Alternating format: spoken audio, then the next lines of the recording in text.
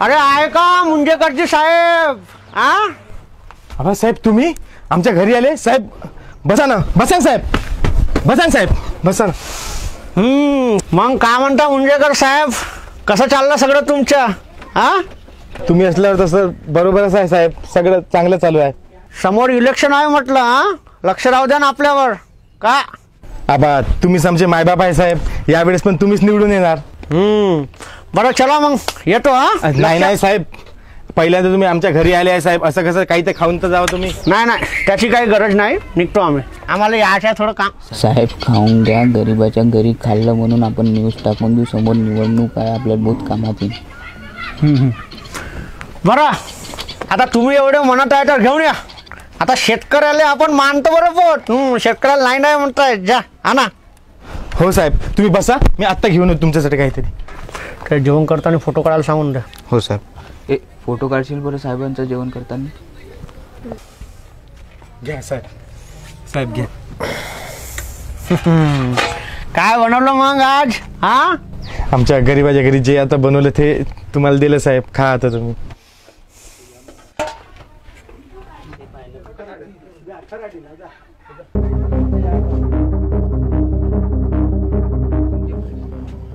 खाण्याची साहेब. काय खाणं? हे काय तुम्ही खाली ताट दिलाय? हे का मजाक लावली आहे का? नाही साहेब, मजाक नाही, आम्हाला काही खाला नाही ना, तर आम्ही अशी रिकामी टाटा पाहूनच पोट भरतो.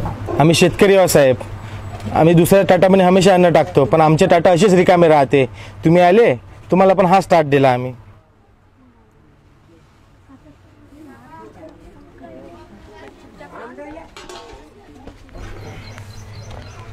आजच्या आज भाऊच्या घरी किराणा, राशन, जेवढे पण काही घरगुती सामान आहे सर्व पोहोचले पाहिजे. ठीक आहे सर. ठीक आहे, तू काळजी नको करू, सर्व ठीक होईल. काही जर गरज पडली तर मी आहो. ठीक आहे, ऑफिसमध्ये यायचे नाही मी. ठीक आहे, आणि बाबाला नमस्कार सांगशील माझा. ठीक आहे, येतो मी. मेले बाबा, मेले.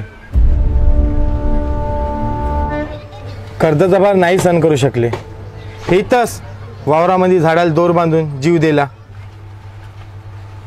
तुमच्याकडे आलते साहेब बाबा मदत मागायला, तुमच्या माणसानं तुमच्यापर्यंत पोचूच नाही दिलं, आणि जेव्हा पोचले तुम्ही आश्वासन दिले साहेब कर्जमाफी करतो म्हणून.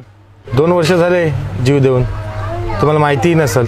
आता इतके सारे शेतकरी जीव देऊन राहिले, तुम्हाला का माहीत पडणार आहे तुमच्या भागातला कोणता शेतकरी आहे म्हणून. गेल्या वर्षी 2,500पेक्षा जास्त शेतकऱ्यांनी जीव दिला साहेब, पण तुमच्यासाठी इतकं महत्त्वाचं नाही आहे ना. तुम्ही इलेक्शन आलं का वोट मागायला येता. एक तर साला इथं आमच्या मालाला भाव भेटत नाही, आणि भेटला तर व्यापारी आणि दलाल आम्हाला खाऊ देत नाही, आलं तर निसर्गही साथ देत नाही. आता फक्त बोलासाठी जगाचा पोशिंदा राहिला आहे शेतकरी. शेतकरीच्या नावानं किती वोट खाता साहेब? फक्त एक दिवस शेतकऱ्यासारखं जगून दाखवा साहेब तुम्ही, मग समजल बोलण्यात आणि जगण्यात किती फरक आहे.